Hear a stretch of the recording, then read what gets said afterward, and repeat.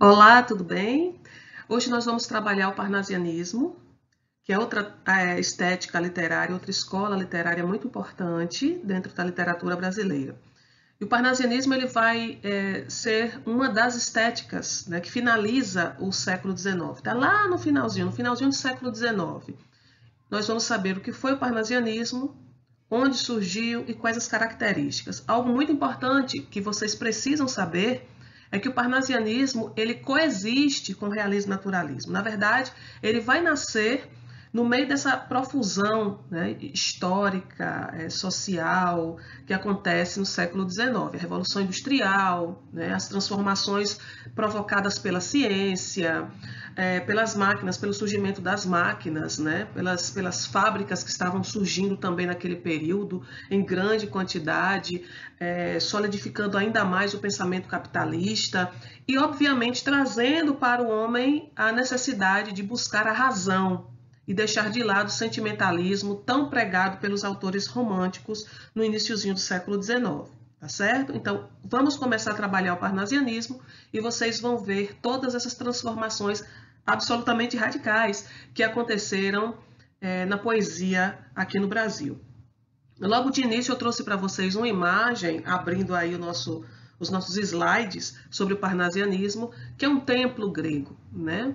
O parnasianismo, a palavra parnasianismo, né, que vem de Parnaso, e lembra a cultura grega, lembra a Grécia, né? Lembra todas as imagens que estão relacionadas à Grécia. E os templos gregos que têm essa imagem de sobriedade, de simplicidade, também de suntuosidade, né?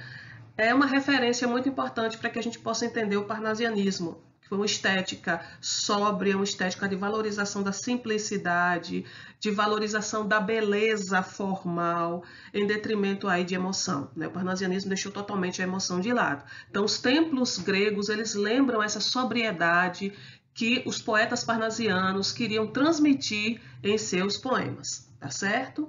Vamos ver logo de início, um poema de Olavo Bilac que pode traduzir, né, na verdade traduz o que foi o parnasianismo, principalmente para os nossos autores aqui no Brasil. O nome do poema se chama A um Poeta. Longe do estéril turbilhão da rua, Beneditino escreve, no aconchego do claustro, na paciência e no sossego, trabalha e teima e lima e sofre e sua. Mas que na forma se disfaça o emprego do esforço e a trama viva se construa de tal modo que a imagem fique nua, rica, mas sóbria, como um templo grego. Não se mostre na fábrica o suplício do mestre, e natural o efeito agrade, sem lembrar os andaimes do edifício. Porque a beleza, gêmea da verdade, arte pura, inimiga do artifício, é a força e a graça na simplicidade. Este poema de Olavo Bilac vem traduzir um pouco o que foi o parnasianismo aqui no Brasil. Primeiro, ele traz a metalinguagem, né, porque ele fala do fazer poético. Segundo, nós vamos observar essa ideia muito presente no texto, que é a simplicidade formal própria dos escritores parnasianos. Vocês não vão encontrar uma linguagem truncada, vocês não vão encontrar o uso abusivo de figuras de linguagem. Na verdade, havia uma necessidade muito grande de eliminar essas figuras de linguagem para que não se criasse, né, ou não criassem várias interpretações, não se criassem várias interpretações a respeito daquilo que o poeta queria transmitir. Então, normalmente, vocês vão ver descrições da natureza, descrições de vasos gregos, chineses, como acontece com alguns poemas de Alberto de Oliveira, descrição de obras de arte, certo? E vocês não vão ver de forma nenhuma nenhum poeta comprometido aí com a realidade concreta do homem. O máximo que nós vamos encontrar são reflexões morais e sociais presentes nos poemas de Raimundo Correia. Os poetas parnasianos brasileiros, eles não foram tão radicais quanto os poetas franceses, parnasianos franceses. Havia muito de subjetividade dentro das poesias dos nossos artistas. Isso quer dizer que eles tentavam a impassibilidade, só que não conseguiram amarrar essa característica que foi tão presente nos poemas franceses. Está certo? Vamos ao nosso próximo slide. Bom, o que foi, na verdade, o parnasianismo? onde surgiu e quais as características. O parnasianismo surge no final do século XIX, com filósofos e artistas que vão passar a interpretar a realidade através da razão e não mais através da emoção, como acontecia com os autores românticos. Nós vamos encontrar nesse período escritores realistas, naturalistas e poetas parnasianos escrevendo, publicando suas obras. E o realismo e o naturalismo, juntamente com o parnasianismo, são crias de um processo histórico, social, econômico que estava sendo formado, né, criado, formado, sendo produzido aqui no Brasil. Nós vamos encontrar na poesia parnasiana uma estrutura bem radical, bem diferente dos textos românticos que vocês viram até agora, o que nós vimos até agora. A poesia parnasiana, ela é uma poesia voltada para a arte em si mesma, a arte pela arte. O principal objetivo dos autores parnasianos era construir um poema belo, era a beleza. Tanto que eles foram buscar na arte grega, na cultura grega, esses elementos, esse conceito de beleza, né? A beleza que ela é única, né? Ela é voltada para si mesma, ela não tem essa necessidade de buscar o que está lá fora, o social, né, o que faz parte da realidade concreta do homem, para ser criada, para sobreviver. A beleza, ela é plena em si mesma. A arte, ela é plena em si mesma. Ela não precisa estar preocupada com o que está acontecendo com o homem na sociedade. Ela não precisa ser uma arte contemporânea nesse sentido. A arte, para os parnasianos, deveria transmitir unicamente beleza. Havia uma reação antirromântica nesse conceito de arte parnasiana produzida nesse período. Essa reação antirromântica é justamente essa distância absurda que os poetas, principalmente os franceses, eles queriam manter do objeto da poesia, né? Os poetas franceses, parnasianos franceses, eram os mais radicais nesse sentido. Não traziam para suas obras emoções, não traziam para suas obras sentimentos, certo? O idealizador do parnasianismo francês foi um poeta chamado Théophile Gautier, que juntamente com Leconte de Lisle, em 1866, eles vão publicar aí uma antologia de poemas intitulado Parnaso Contemporâneo. Mas Parnaso é um nome bem sugestivo, lembra a antiga Grécia, né? O que significa o Parnaso? O Parnaso servia a morada, né? Era a morada do deus Apolo e, claro, obviamente, das ninfas, das musas inspiradoras dos artistas. E com essa escolha, os poetas franceses, eles procuram resgatar a visão de arte como sinônimo de beleza. Beleza formal, alcançada por meio de um trabalho cuidadoso e detalhista. Esse é o cume, né? Esse é o ponto nevrálgico da poesia parnasiana. É essa necessidade de detalhar o objeto e de trazer a beleza para esse objeto, transmitir para o leitor apenas e simplesmente a beleza da forma.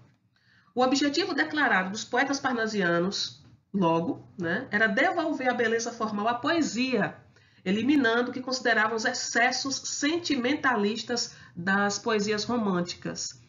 Eles achavam que o sentimentalismo romântico acabou com a beleza, com a estética do poema, né? Principalmente porque no romantismo nós vamos encontrar o quê? Como uma das características estruturais, né? A liberdade formal. O artista romântico, ele tinha a liberdade de criar, ele tinha a liberdade de transformar os versos em versos livres, ele não obedecia a padrões, ele era livre para criar.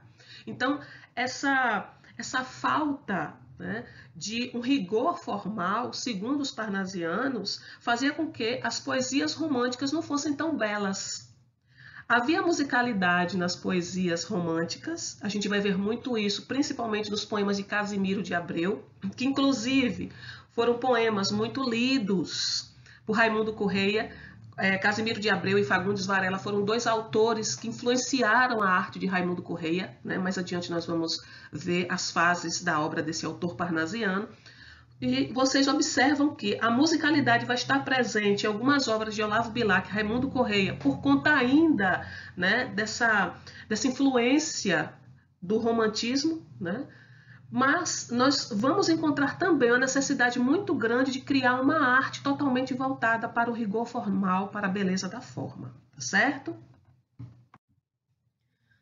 A arte pela arte é uma das principais características, se não a principal característica do parnasianismo, né? É essa necessidade de buscar o rigor formal, de trazer a arte unicamente para ela.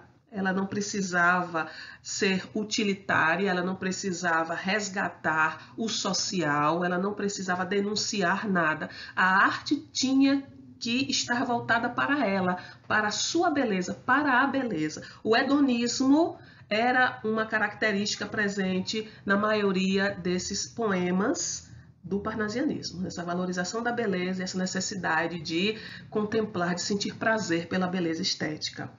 Bom, normalmente esses poemas parnasianos, eles eram publicados em jornais e periódicos. Isso aconteceu no final do século XIX. A gente já via, né, muitos romances românticos, né, lá no início do século XIX aqui no Brasil, sendo publicados através de jornais, de periódicos, né, que são chamados de folhetins, tá certo? O principal autor, nesse período, finalzinho do século XIX, o principal autor parnasiano, que caiu na graça do público burguês, que gostava muito de ler poesias, principalmente poesias românticas, foi Olavo Bilac. Aí vocês vão me dizer, mas o cara não é um poeta parnasiano, o parnasianismo não é uma escola literária altamente radical, objetiva, que valoriza a razão em detrimento do sentimento, da emoção, que é antirromântica. Sim, o parnasianismo francês manteve todas essas características, né, de impassibilidade. Porém, aqui no Brasil, nós vamos encontrar ainda entre os autores uma influência muito grande de artistas românticos, mesmo porque nós estávamos vivendo um período na história literária brasileira em que as pessoas que liam eram burgueses que estavam acostumados com um tipo de poesia romântica voltada mais para o sentimentalismo. Então não tinha como esses poetas que viviam nesse contexto literário serem extremamente radicais. Houve sim uma necessidade de objetividade, houve sim a necessidade de ver a poesia como arte bela, né? A arte pela arte, mas alguns autores como Olavo Bilac e Raimundo Correia, que formavam a tríade parnasiana, né, os principais autores do parnasianismo brasileiro, nós vamos encontrar nesses autores referências de subjetividade, não de sentimentalismo, mas de subjetividade. E essa subjetividade que levava à reflexão, tá certo? Era muito, muito valorizado aí pelos burgueses, pelos leitores dos jornais, dos periódicos nesse período, tá bom? A primeira obra a incorporar os princípios do projeto literário parnasiano aqui no Brasil se chamou Fanfarras, de Teófilo Dias, que foi publicada em 1882, tá? E apesar de Teófilo Dias ter introduzido o parnasianismo no Brasil com essa obra, foram 3 os poetas parnasianos que passaram a formar a tríade parnasiana, que fizeram mais sucesso, que foram mais lidos dentro desse contexto parnasianismo no Brasil. Olavo Bilac, Raimundo Correia e Alberto de Oliveira. Mais abaixo aí do nosso slide, vocês estão vendo Théophile Gautier, que foi, na verdade, o idealizador do parnasianismo na França, tá certo? Vamos para o nosso próximo slide. Quais as características do parnasianismo aqui no Brasil? Primeiro, nós vamos encontrar o descritivismo, a opção por uma poesia absolutamente descritiva, não é isso? Essa poesia descritiva normalmente estava voltada para a descrição de obras de arte. Nós vamos encontrar em Alberto de Oliveira a descrição de vasos, tanto gregos quanto chineses, e vocês vão encontrar, inclusive, a referência, né, aos vasos grego e chinês nos títulos dos poemas, né, que se intitulam Vaso Grego, Vaso Chinês. Nós vamos encontrar a descrição de esculturas gregas, nós vamos encontrar a descrição de pinturas, isso em Alberto de Oliveira. Então, descritivismo que está presente principalmente na descrição minuciosa de paisagens naturais e de obras de arte, nós vamos encontrar essa característica na maioria dos autores parnasianos aqui no Brasil. certo? Havia uma preocupação muito grande com a técnica no momento da composição do poema. Essas técnicas da poesia seriam o quê? O uso de rima, metrificação, né?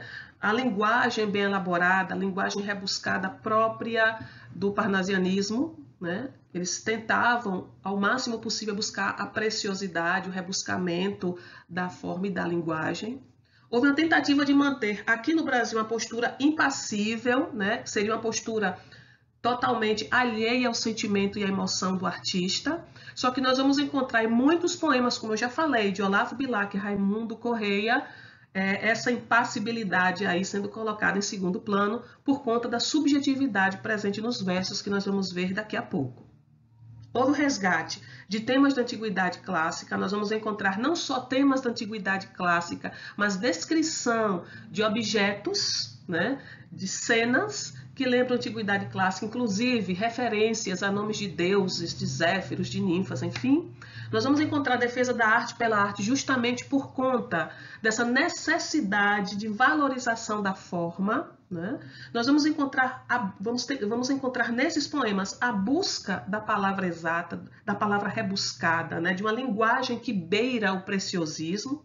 E, obviamente, coloquei aí para vocês não esquecerem, não confundir o parnasianismo, principalmente o parnasianismo brasileiro, com impassibilidade. Havia uma tentativa de ser impassível, de colocar o objeto da poesia afastado o máximo possível do sentimentalismo e da emoção. Só que os poetas, alguns poetas parnasianos brasileiros, não conseguiram deixar de lado a subjetividade em muitos de seus poemas, certo? Então essa impassibilidade dos poemas parnasianos no Brasil ficou, na verdade, sendo colocada assim em segundo plano, tá bom?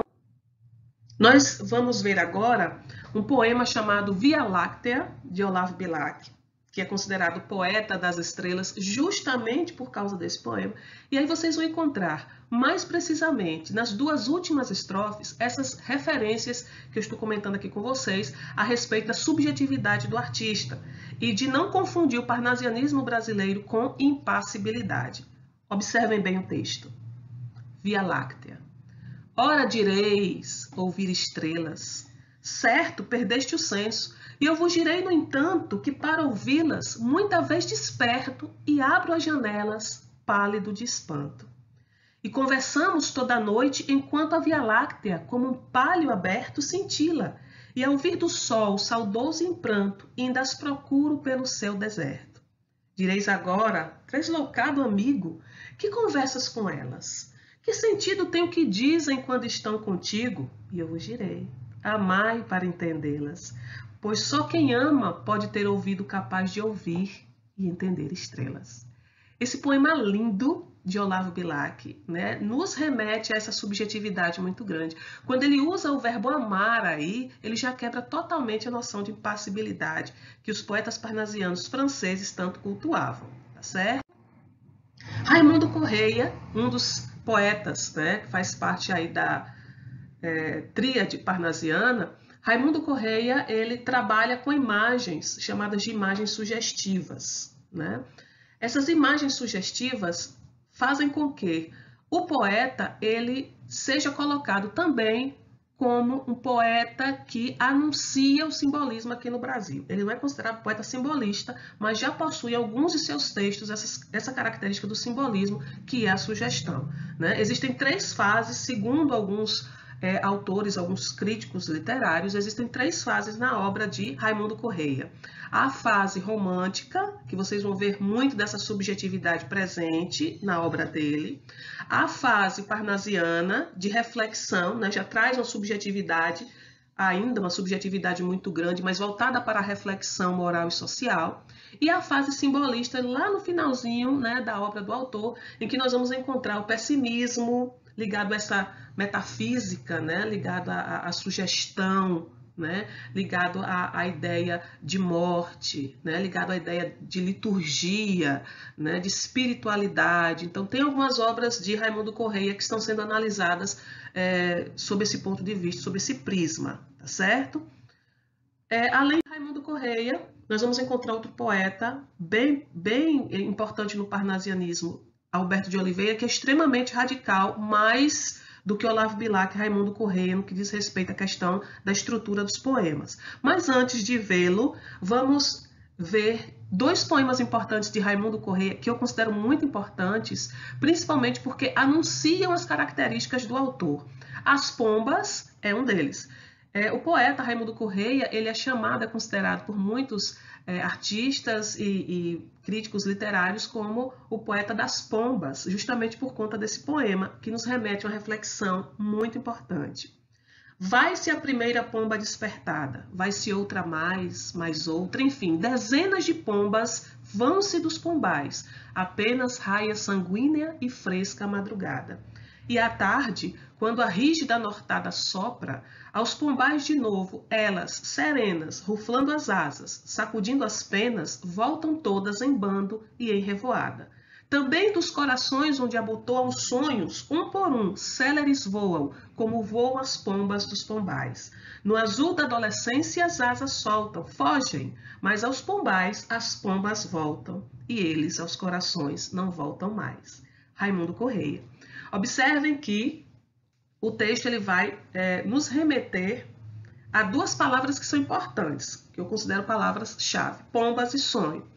No início do texto, nas duas primeiras estrofes, vocês vão observar que o autor ele vai descrever a revoada das pombas, né? Como as pombas, o comportamento das pombas pela manhã, né? Apenas raia sanguínea e fresca a madrugada. Nas duas últimas estrofes, vocês já vão ter essa relação da revoada dos pombos com os sonhos. Isso é uma metáfora, né? Que nos leva a uma reflexão. Então, essa ideia de reflexão moral, social, que está presente nos poemas de Raimundo Correia, isso tira do poema esse radicalismo no que diz respeito à impassibilidade que tantos poetas franceses pregavam, tá certo? O outro texto de Raimundo Correia que eu trago para vocês, Mal Secreto, que é um dos meus preferidos, tá? É um texto lindo e que, de uma certa forma, mergulha mesmo nessa questão da reflexão, né? Dos labirintos que existem dentro do ser humano. Olha que coisa perfeita. Se a cólera que espuma, a dor que mora na alma e destrói cada ilusão que nasce, tudo que punge, tudo que devora o coração, no rosto se estampasse, se pudesse o espírito que chora ver através da máscara da face, quanta gente, talvez, que inveja agora nos causa, então piedade nos causasse. Quanta gente que ri, talvez consigo, guarda um atroz, recôndito inimigo, como invisível chaga cancerosa. Quanta gente que ri, talvez existe, cuja ventura única consiste em parecer aos outros venturosa. Raimundo Correia é um dos textos mais lindos que eu já li do autor, que se chama Mal Secreto, né? O que seria o mal secreto?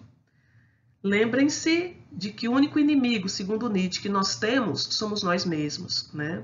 Então, lá dentro da nossa alma, lá dentro do nosso coração, lá dentro de nós escondemos o que somos. O que, na verdade, passamos para os outros é o que a gente quer que os outros vejam de nós, né? É uma máscara que nós utilizamos. Então, a ideia de essência, de aparência, né, no que diz respeito não só aos sentimentos humanos, mas à própria essência do ser humano, é o que está presente aí nessas reflexões, né, de Raimundo Correia. O próximo autor, Alberto de Oliveira, considerado dentro da tríade parnasiana brasileira, o mais radical dos parnasianos, por tentar, né, levar a efeito a impassibilidade presente nas poesias dos parnasianos franceses. Ele é considerado aí o mais radical dos parnasianos e nós vamos ler um texto dele para poder termos uma noção exata do que seria essa impassibilidade. Alberto de Oliveira, antes de começarmos a leitura desse texto, eu gostaria de falar para vocês o seguinte: Alberto de Oliveira, algo bem interessante, né? Ele não começou escrevendo poesias românticas, aliás, parnasianas. Ele começou escrevendo poesias românticas, né? E no decorrer da sua vida literária, ele foi abraçando a poesia parnasiana, né, por se identificar muito com os cânones, né? Aquilo que se considerava padrão dentro da poesia parnasiana francesa. Então, ele se identificou muito com esses cânones, com esses padrões, e aí abraçou de uma forma bem radical esse parnasianismo aí francês, né, e trouxe para o Brasil, para a sua escrita, ou tentou trazer essa impassibilidade. Vamos ao primeiro texto, Vaso Chinês, de Alberto de Oliveira. Estranho mimo aquele vaso, vi-o, casualmente uma vez, de um perfumado contador sobre o mármore luzídio, entre um leque e o começo de um bordado. Fino artista chinês enamorado, nele pusera o coração doentio em rubras flores de um sutil lavrado, na tinta ardente de um calor sombrio. Mas talvez, por contraste à desventura, quem o sabe, de um velho mandarim, também lá estava a singular figura. Que arte pintá-la! A gente, acaso, vendo-a, sentiu um não sei quê, com aquele chin de olhos cortados à feição de amêndoa. Observem que o texto descreve a pintura de um vaso, né? A pintura que estava presente no vaso chinês. E observem também essa distância, não só da reflexão existencial, que vocês vão encontrar presente na obra de Raimundo Correia, em alguns poemas de Olavo Bilac, vocês vão ver a distância muito grande entre o poeta e o seu objeto, né? Ele tenta descrever de uma forma bem objetiva e uma tentativa também de impassibilidade. Ele tenta descrever a pintura e os desenhos contidos no vaso chinês, né? A maioria dos textos de Alberto de Oliveira nos traz essa conotação de impassibilidade, de objetividade, por isso considerado o mais radical dos parnasianos, certo? Tem uma característica dele que é bem interessante, né? Além da objetividade da descrição de cenas exteriores, além do culto da forma também, e da pintura da paisagem, é a linguagem castiça e a versificação rica, né? Sempre vocês vão encontrar nos poemas de Alberto de Oliveira essa necessidade do preciosismo, de buscar o preciosismo da linguagem, né? Não havia simplicidade da forma, né, como o templo grego, assim como afirma Olavo Bilac no poema Um Poeta. Havia uma necessidade, sim, do rebuscamento da forma, de tal maneira que muitas vezes, por conta do uso dos hipérbatos ou da ordem inversa em alguns versos do poeta, nós vamos sentir necessidade de entender o que ele, na verdade, quis falar, né? A não ser que você coloque na ordem direta. Então, existem todas essas características na obra do autor que é importante que saibamos para que possamos saber interpretar os seus poemas.